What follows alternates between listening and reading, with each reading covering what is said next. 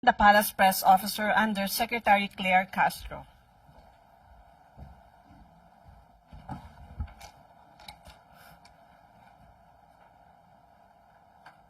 Magandang araw, Malacanang Press Corps. Panibagong investment sa administrasyon ni Pangulong Ferdinand R. Marcos Jr., una sa Pilipinas, una sa Southeast Asia. Isang leading company sa renewable energy ang nagkaroon ng courtesy call kay Pangulong Ferdinand R. Marcos Jr. kaninang umaga upang ipahayag ang kanilang kumpiyansa na mag-invest sa renewable energy sa bansa. Ang Copenhagen Infrastructure Partners o CIP ay isa lang sa mga investors na nagpahayag ng tiwala sa pamumuhunan dito sa Pilipinas sa pamamagitan ng kanilang partner na ASEAN Renewable Energy Solutions. Sa panayam kay Pangulong Marcos Jr., binigyan diin ng kumpanya na pinili nilang mag-invest sa Pilipinas dahil sa magandang lokasyon nito at sa magandang hangarin ni Pangulong Marcos Jr. na mag-shift sa renewable energy. Ayon kay Pangulong Marcos Jr., mahalaga ang investment ng kumpanya dahil sa hangarin ng pamahalaan na mag-shift mula sa fossil fuels patungong renewable energy. Ang CIP ay may commitment na magtayo ng kanilang unang $3 billion offshore wind farm project na itatayo sa Camarines Sur, ang kanilang kauna-unahang project sa Southeast Asia. Sa ganitong investment, patunay lamang na mataas pa rin ang kumpiyansa ng mga dayuhang investors na mamuhunan sa Pilipinas.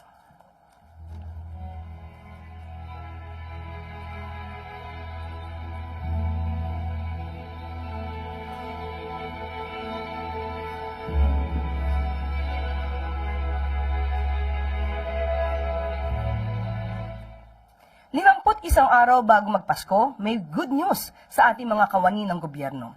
Sa ilalim ng administrasyon ni Pangulong Ferdinand R. Marcos Jr., maagang maipamimigay ng Department of Budget and Management o DBM ngayong buwan ang year-end bonus at 5,000 pesos cash gift sa mga kawani ng gobyerno.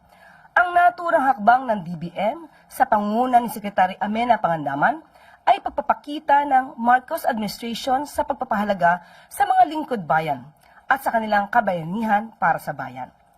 Isa rin ito sa mga hakbang ng pamahalaan sa pagkilala sa pagsisikap at dedikasyon ng mga kawani ng gobyerno. Para sa fiscal year 2025, may kabuuang 63.69 billion pesos ang inilaan para sa year-end bonus ng mga civilian at uniform personnel at 9.24 billion pesos naman para sa cash gift na sasaklaw sa mahigit 1.85 milyong empleyado ng pamahalaan sa buong bansa.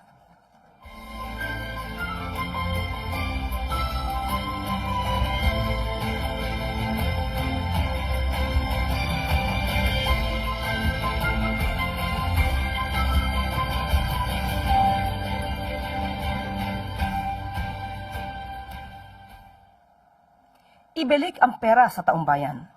7 mamahaling sasakyan na nakumpiska sa mga diskaya up for auction. Bilang bahagi sa mga hakbang ng administrasyon ni Pangulong Ferdinand R. Marcos Jr. na maibalik sa taong bayan ang perang nakulimbat sa mga maanumalyang flood control projects. Isa sa ilalim sa public auction ang 7 luxury vehicles na pagmamayari ng mga diskaya. Ayon sa Bureau of Customs o BOC, sa pangunguna ni Commissioner Ariel Nepomuceno, ang BOC Port of Manila ay magsasagawa ng public auction through sealed bidding sa mga sasakyan na nakumpiska ng ahensya noong nakaraang buwan.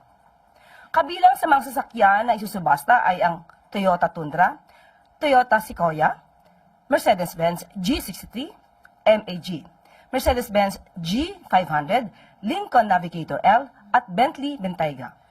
Kabilang din dito ang Rolls-Royce Cullinan na binili ng mga diskaya dahil sa libreng payong. Para sa mga interesadong individual, mayroong public viewing na gaganapin ang BOC ngayong November 10 to 12 sa PUC Parking Area Ocom Grounds.